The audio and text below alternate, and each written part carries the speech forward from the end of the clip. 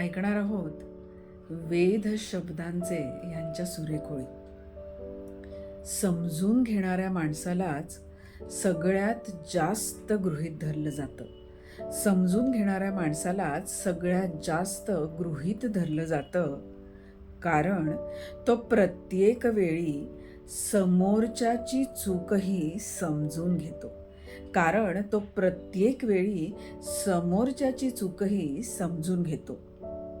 स्वतःचं मन मात्र शांतपणे बाजूला ठेवतो. स्वतःचं मन मात्र शांतपणे बाजूला ठेवतो. पण एक वेळ अशी येते जेव्हा तो काही बोलत नाही.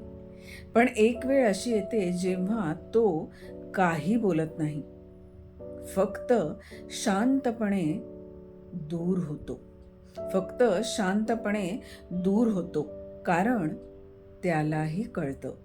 कारण त्यालाही कळतं समजून घेणं आणि सतत गृहीत धरलं जाणं यात खूप फरक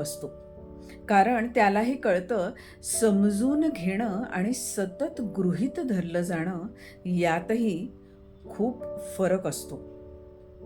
हा फरक एकदा कळला की माणूस अंतर ठेवून वागायला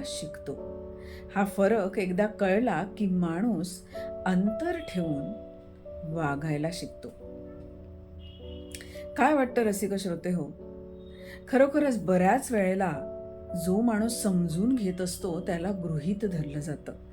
आणि मग अशाने तो माणूस एकदा त्याला समजलं की त्याला दूर जाणं भाग पडतं. कशासाठी? तर स्वतःच्या आत्मसन्मानासाठी. कारण कुठेतरी स्वतःचा आत्मसन्मान सुद्धा जपणं आवश्यक असतं. काय वाटतं तुम्हाला? तुमच्या प्रतिक्रियांची मी नेहमीप्रमाणेच कमेंट बॉक्समध्ये वाट बघतेय. नक्की व्यक्त व्हा. मनापासून धन्यवाद.